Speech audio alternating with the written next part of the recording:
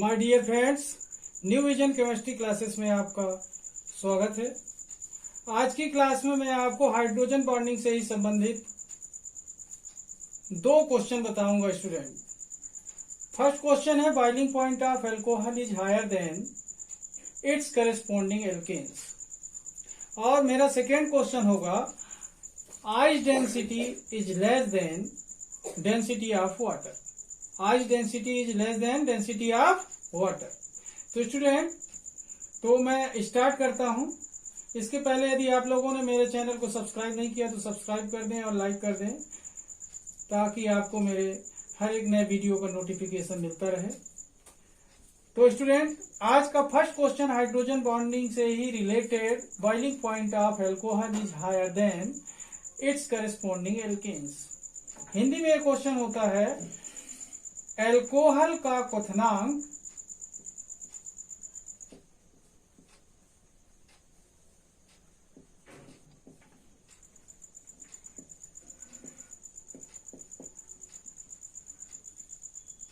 इसके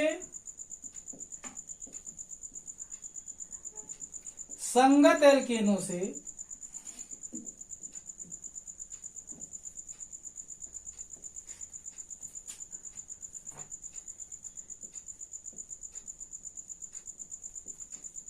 उच्च होता है, क्यों?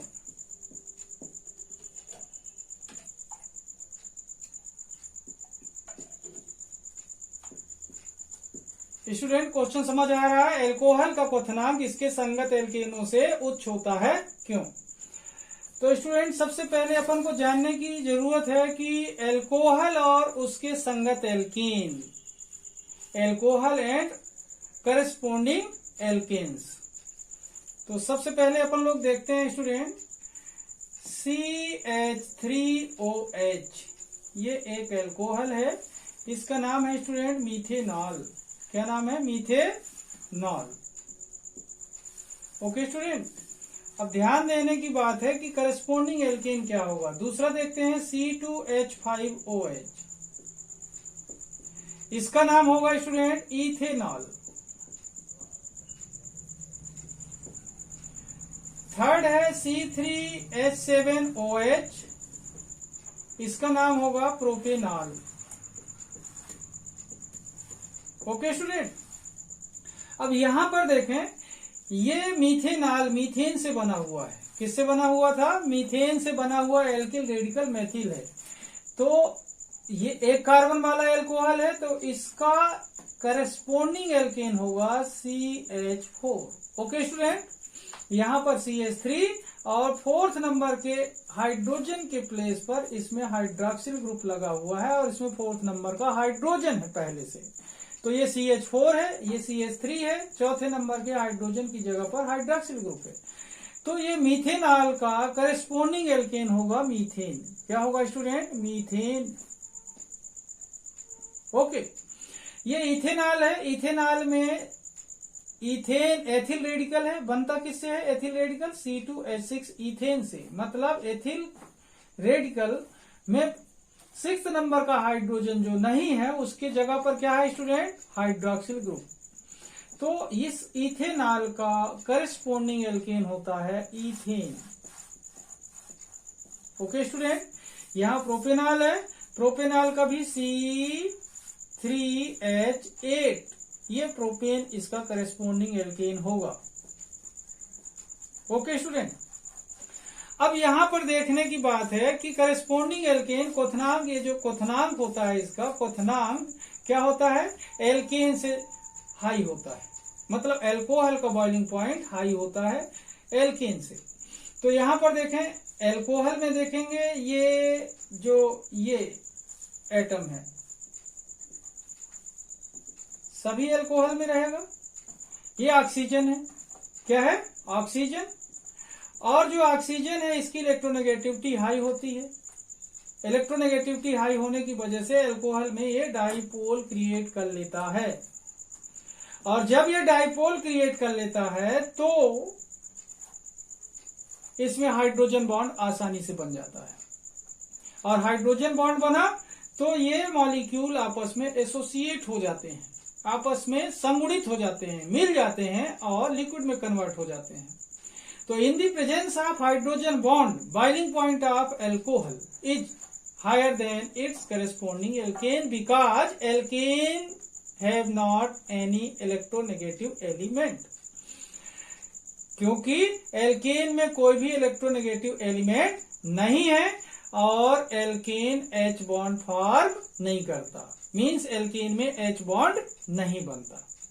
मतलब कहने का यह है कि एल्कोहल में H बॉन्ड बनता है और एल्केन में H बॉन्ड नहीं बनता। यही कारण है कि एल्केन में H बॉन्ड न बनने के कारण इसका बॉइलिंग पॉइंट कम होता है और एल्कोहल में H बॉन्ड बनने के कारण इसका बॉइलिंग पॉइंट हाई होता है। तो स्टूडेंट बात समझ आ गई होगी कि एल्कोहल में हाइड्रोजन बॉन्ड होता है, इसलिए इसका बॉइलिंग पॉइंट क्या होता है, हाई होता है। ओके स्टूडेंट, तो अब मैं आपको इसको कैसे लिखेंगे आंसर इसके बारे में बता रहा हूं, ठीक है। ये अलग कर दो। देखिए alcohols have intermolecular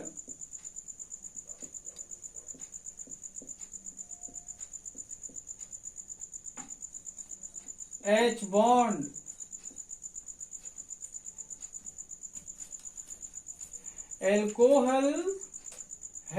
alcohols have intermolecular H bond. Therefore,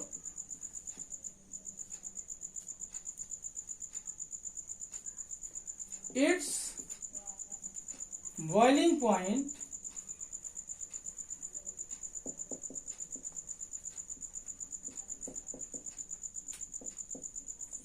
is higher than alkanes because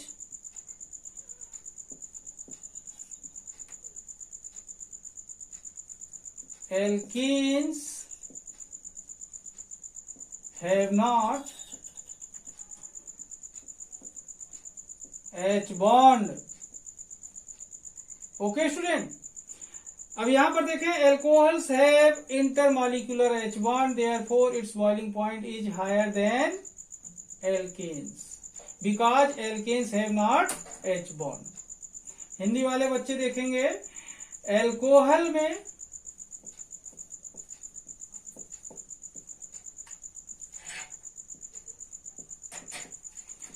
H bond होता है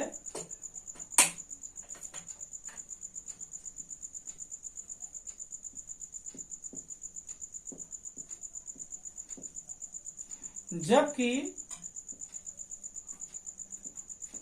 एल्केन में H बॉन्ड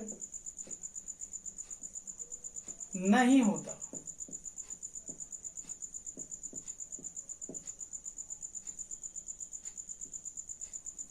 अतः H बॉन्ड की उपस्थिति के कारण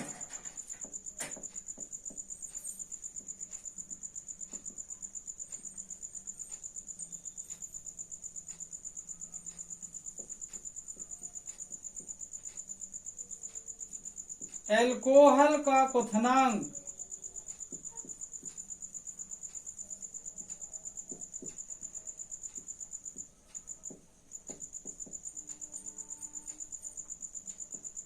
इसके संगत एल्केनों से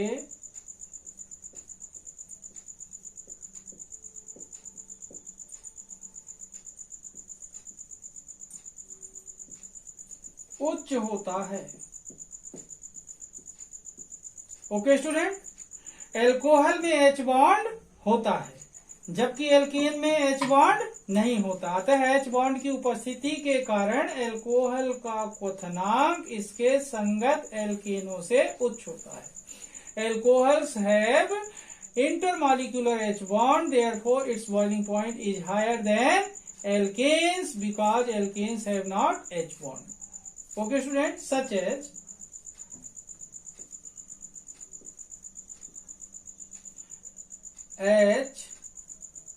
HOR, H bond, HOR, then H bond,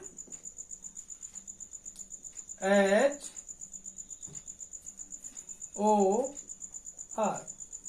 यहां पर देखें, मैंने बोला कि ऑक्सीजन होता है इसमें हायर इलेक्ट्रोनेगेटिव एलिमेंट, जो क्या करता है, डाइपोल क्रिएट कर लेता है, resultant H atom have del plus charge and oxygen atom del minus charge, del plus charge del minus, similar del H में डेल प्लस चार्ज और इसमें डेल माइनस चार्ज। इस तरीके से और आगे आप वाटर मॉलिक्यूल जोड़कर बता सकते हैं। अब यहां पर देखना, ये क्या है स्टूडेंट, एल्कोहल, ये क्या होगा, एल्कोहल, ये क्या होगा, एल्कोहल, और ये जो बॉन्ड बना हुआ है, ये बॉन्ड कौन सा बॉन्ड होगा स्टूडेंट, H बॉन्ड। ओके, ये जो बॉन्ड बना हुआ है कौन सा बॉन्ड होगा, H बॉन्ड।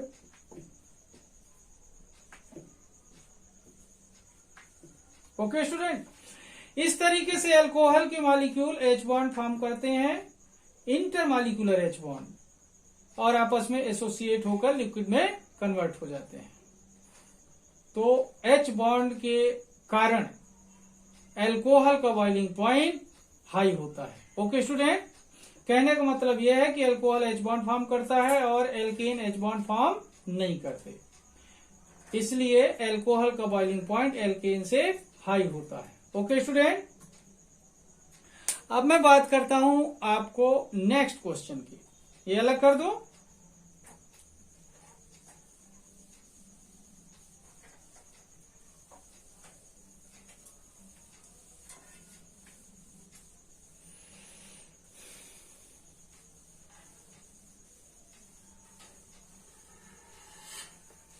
नेक्स्ट क्वेश्चन है स्टूडेंट, आइस डेंसिटी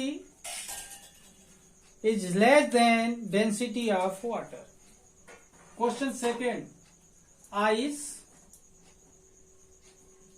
डेंसिटी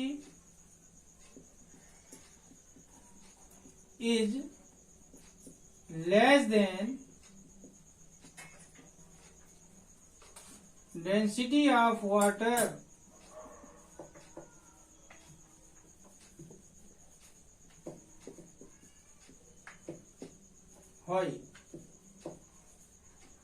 ये सेकेंड क्वेश्चन है। Ice density is less than density of water. Okay student, Hindi में क्वेश्चन क्या होगा, बर्फ का घनत्व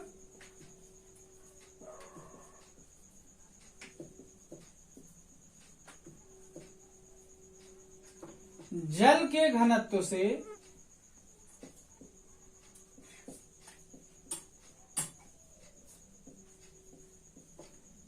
अधिक होता है क्यों, सॉरी से कम होता है क्यों।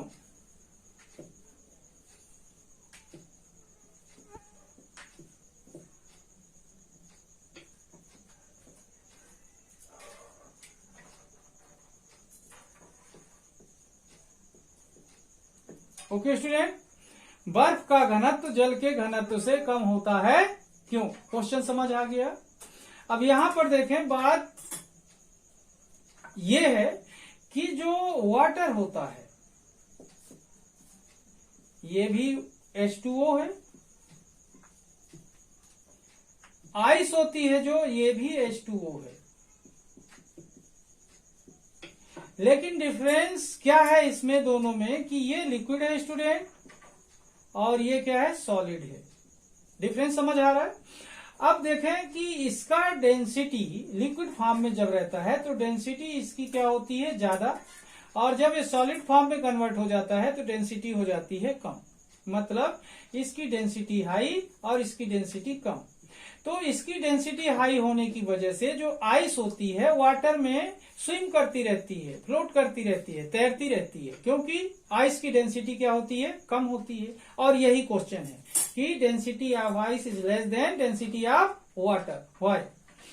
तो अब देखें स्टूडेंट, जो वाटर होता है, वाटर में इंटरमॉलिक्यूलर H बॉन्ड पाया जाता है और इसमें एसोसिएट होने की टेंडेंसी होती है और ये लिक्विड में कन्वर्ट होता है। लेकिन जो आइस होता है ये भी H2O होता है, लेकिन सॉलिड फॉर्म में होता है। अंतर सिर्फ इतना होता है कि आइस में जो ऑक्सीजन एटम होते हैं, ध्यान देंगे ऑक्सीजन एटम की बात कर रहा हूं, ऑक्सीजन एटम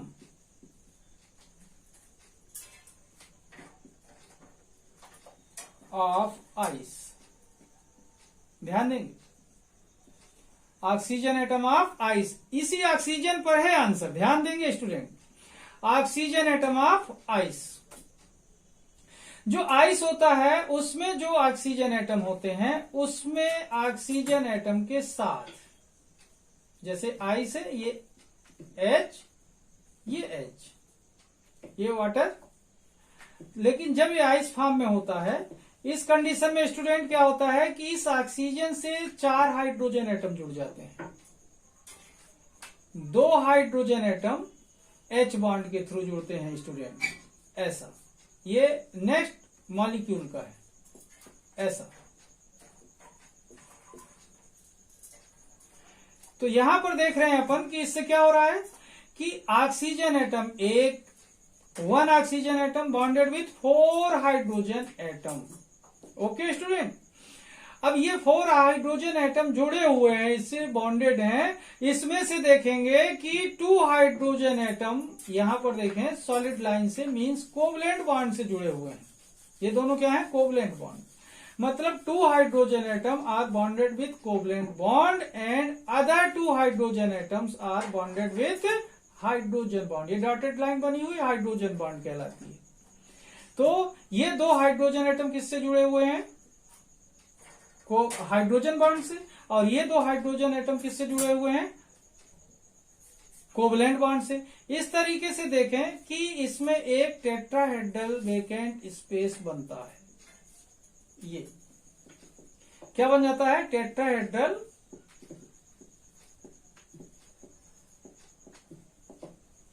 वेकेंट स्पेस।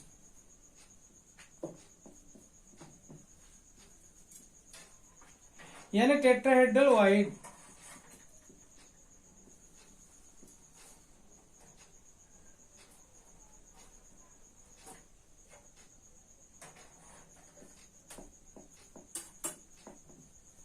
क्या बन जाती है स्टूडेंट, टेट्राहेड्रल वाइड बन जाती है। और ये टेट्राहेड्रल वाइड जितने ऑक्सीजन एटम होते हैं सभी ऑक्सीजन एटम से ऐसे बन जाती है, सभी ऑक्सीजन एटम के पास। तो इस तरीके से जो आइस होती है, तो आइस में टेट्राहेड्रल वाइड्स होती हैं at the every oxygen atom. और जब टेट्राहेड्रल वाइड्स होती हैं मींस एरोबिक पोर्स होते हैं, हवा घुस सकती है यहां पर। तो इसकी डेंसिटी क्या होती है, in the presence of tetrahedral voids density क्या होती है, कम हो जाती है, रिड्यूस हो जाती है देन वाटर। मतलब कहने का ये है कि ice have tetrahedral wides at the every oxygen atom, therefore its density is less than density of water. Answer क्या है, टेट्राहेड्रल वाइड्स। और ये टेट्राहेड्रल वाइड क्यों बनती है, क्योंकि जितने ऑक्सीजन एटम होते हैं सब के साथ 4 हाइड्रोजन एटम बॉन्डेड रहते हैं, 2 hydrogen atom by covalent bond and other 2 hydrogen atoms are bonded with H bond.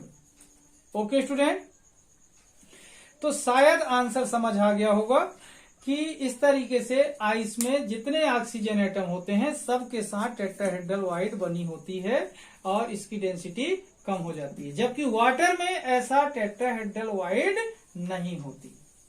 Okay student, तो अब देखते हैं इसको कैसे लिखेंगे। इसका आंसर ये मैं अलग कर देता हूं, अब आपको इसका आंसर बताता हूं कि इसका आंसर कैसे लिखें। तो देखिए इन द आइस, आइस में, in the ice every oxygen atom bonded with 4 hydrogen atom. यहां पर देखना, in the ice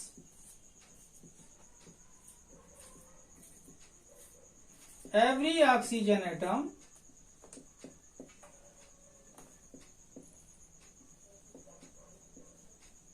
bonded with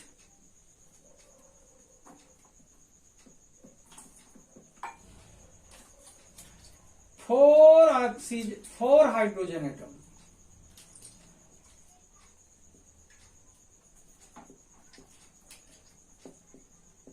okay student, ice में एवरी ऑक्सीजन एटम किससे बॉन्डेड रहते हैं? 4 हाइड्रोजन एटम से। Okay student, in which 2 hydrogen atoms bonded by covalent bond, in which 2 hydrogen atoms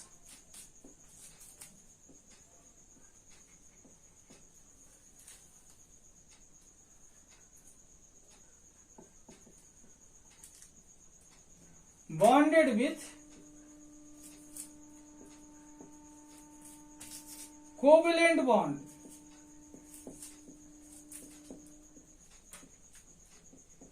ध्यान देंगे 4 हाइड्रोजन एटम जुड़े होंगे और 2 हाइड्रोजन एटम किससे बॉन्डेड रहते हैं? Covalent bond. Okay student, and other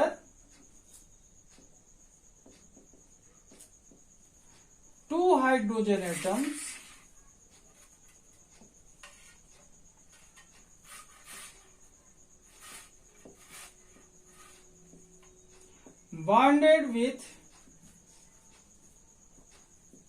bonded by hydrogen bond.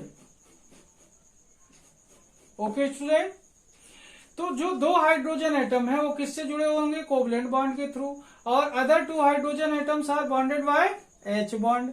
Okay student, यहां पर अब क्या बात समझ आ रही है कि 2 हाइड्रोजन एटम कोवलेंट बॉन्ड के थ्रू जुड़े होंगे, बॉन्डेड रहेंगे, और 2 हाइड्रोजन एटम्स एच बॉन्ड के थ्रू बॉन्डेड रहेंगे। ओके स्टूडेंट, अब देखते हैं होता क्या है। Resultant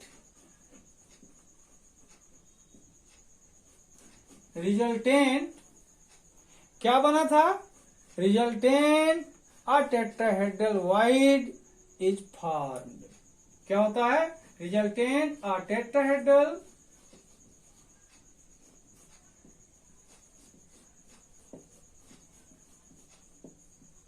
wide is formed. Okay student, तो ऐसा होने पर क्या बनता है? टेट्राहेड्रल वाइड बन जाती है at the every oxygen atom. ध्यान देंगे, formed at the every oxygen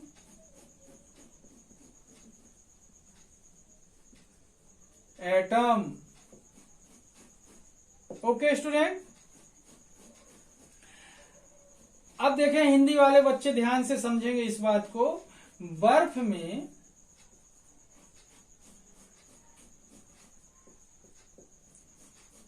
प्रत्येक ऑक्सीजन परमाणु से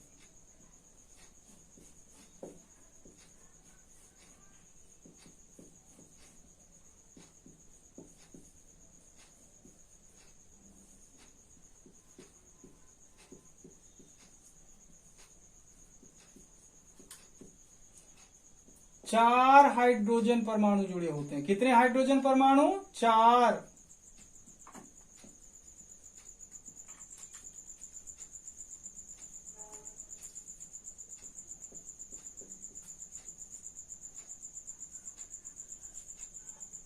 जुड़े होते हैं।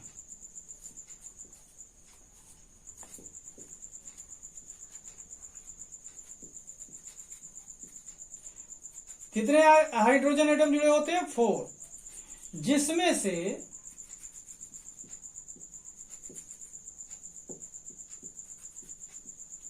2 हाइड्रोजन एटम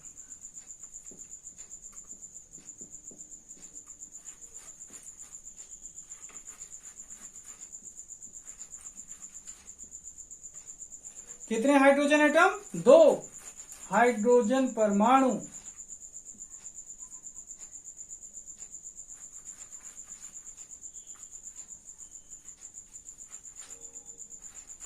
सहसंयोजी बंध द्वारा जुड़े होते हैं।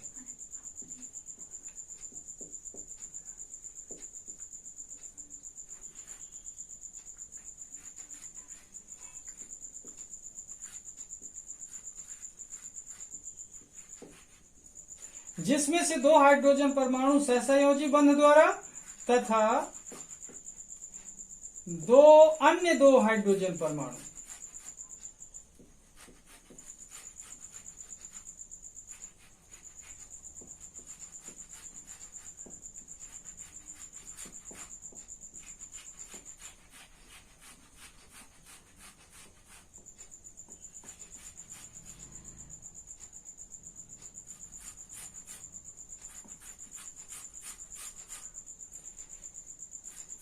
H बॉन्ड द्वारा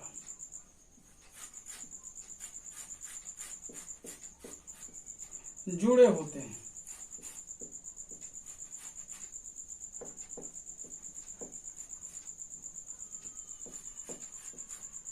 जिसके फलस्वरूप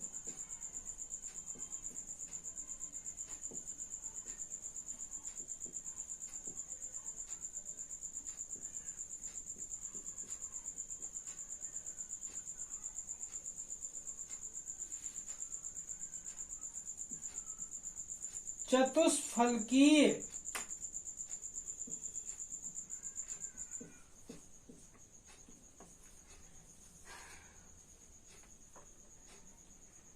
रिक्तिका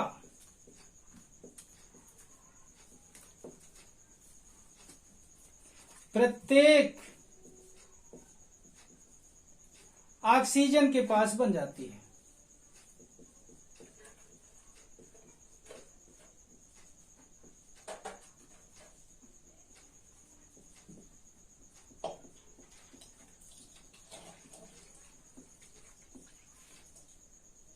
बन जाती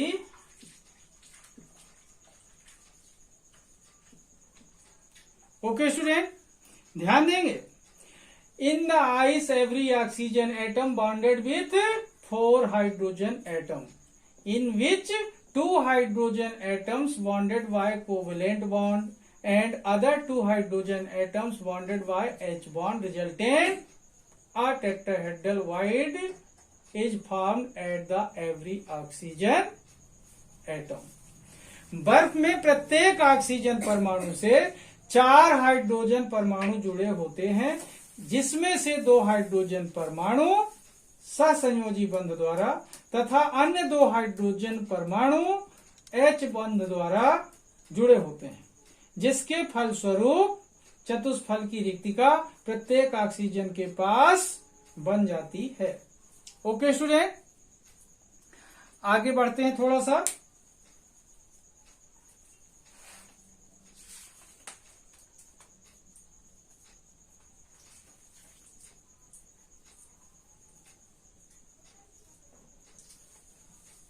ये अलग कर देता हूं।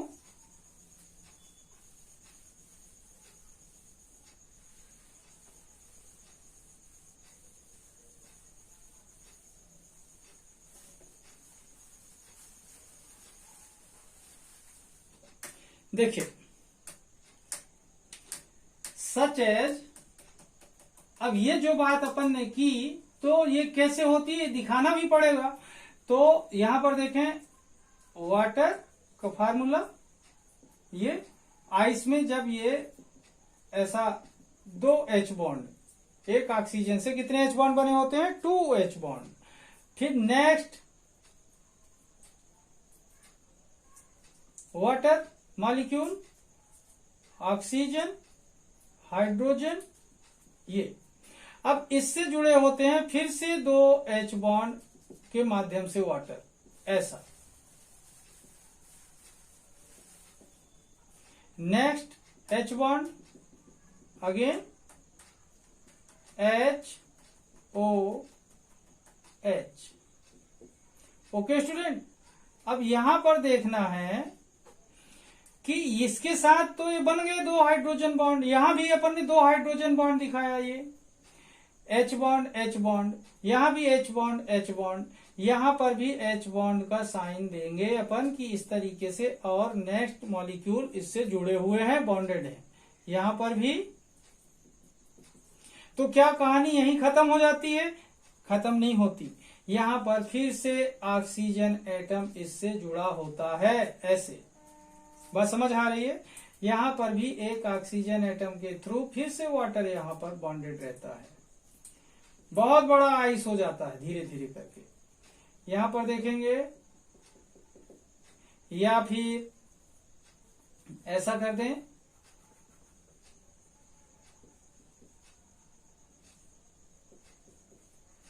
यहां H बॉन्ड बना दें। ओके स्टूडेंट, इस तरीके से देखें कि हर एक ऑक्सीजन के पास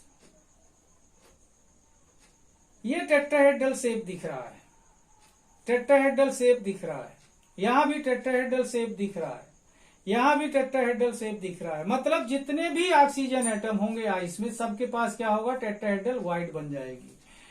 ये टेट्राहेड्रल वाइड, ये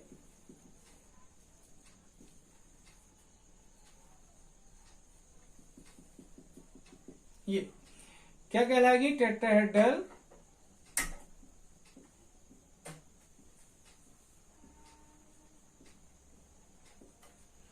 वेकेंट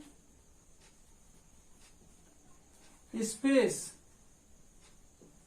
ओके, और टेट्राहेड्रल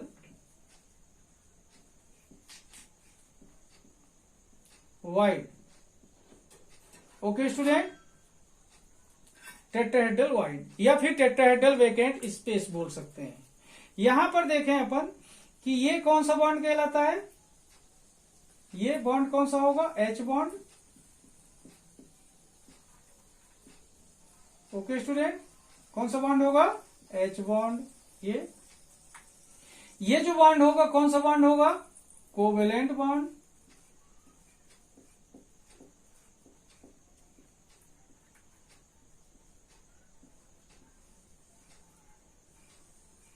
इस तरीके से देखें कि हर जगह पर ये सॉलिड लाइन क्या होंगी? कोवलेंट बॉन्ड होंगी, और ये डॉटेड लाइन क्या होंगी? H बॉन्ड होंगी। तो यहां पर देख रहे हैं कि जितने ऑक्सीजन एटम हैं सबके साथ कितने H बॉन्ड बने हुए हैं? 2। और कोवलेंट बॉन्ड कितने बने हुए हैं? 2। तो क्या बन जा रही है यहां पर? टेट्राहेड्रल वाइड बन जा रही। इसी टेट्राहेड्रल वाइड के प्रेजेंस में डेंसिटी ऑफ आइस क्या हो जाती है? रिड्यूस हो जाती है, वाटर से कम हो जाती है। ओके स्टूडेंट, ये क्लियर हो रहा है डायग्राम? अब आगे बात करते हैं, ये अलग कर दो।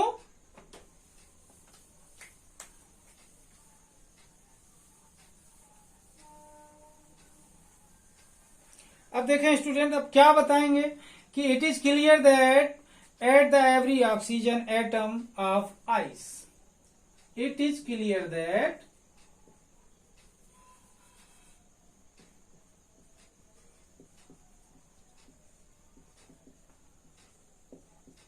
it is clear that at the every oxygen atom at the मैंने बोला it is clear that at the every oxygen atom of ice,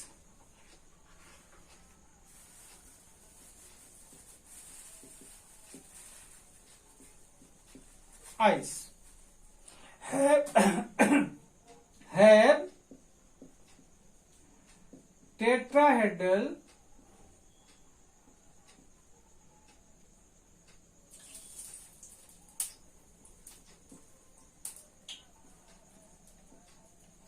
vacant space और tetrahedral voids. Okay student, therefore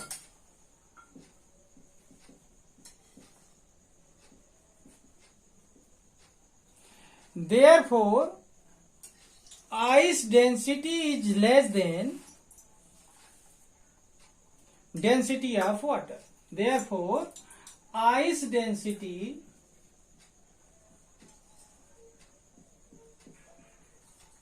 is less than density of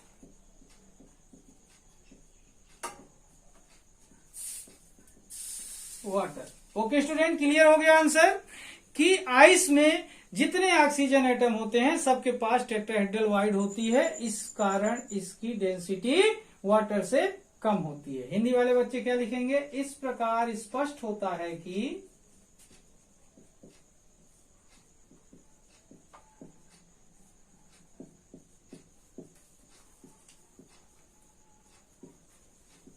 बर्फ में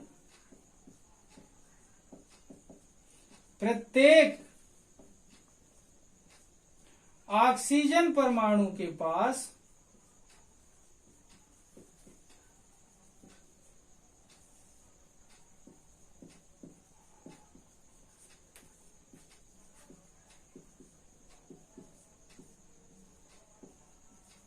चतुष्फलकीय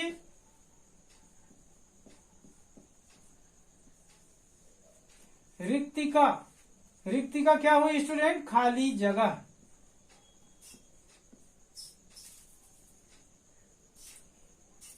होती है.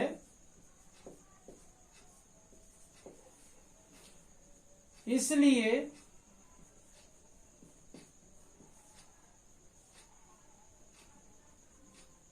इस प्रकार स्पष्ट होता है कि बर्फ में प्रत्येक ऑक्सीजन परमाणु के पास चतुष्फलकीय रिक्तिका होती है. इसलिए बर्फ का घनत्व जल के घनत्व से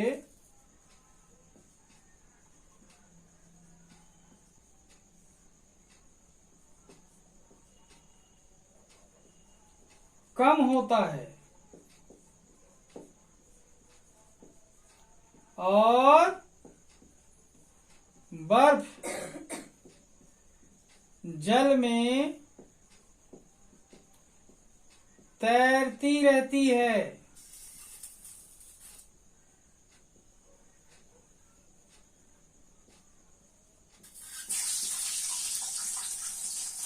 ओके स्टूडेंट,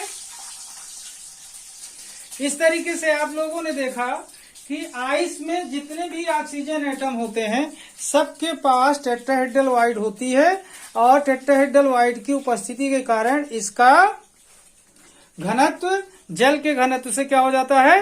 कम हो जाता है. ओके स्टूडेंट, तो आज की क्लास में यहीं पर समाप्त करूंगा. जिन लोगों ने मेरे इस चैनल को सब्सक्राइब नहीं किया तो सब्सक्राइब करें ताकि आपको मेरे नए वीडियो का नोटिफिकेशन मिलता रहे. धन्यवाद. Thank you for watching and subscribe my YouTube channel.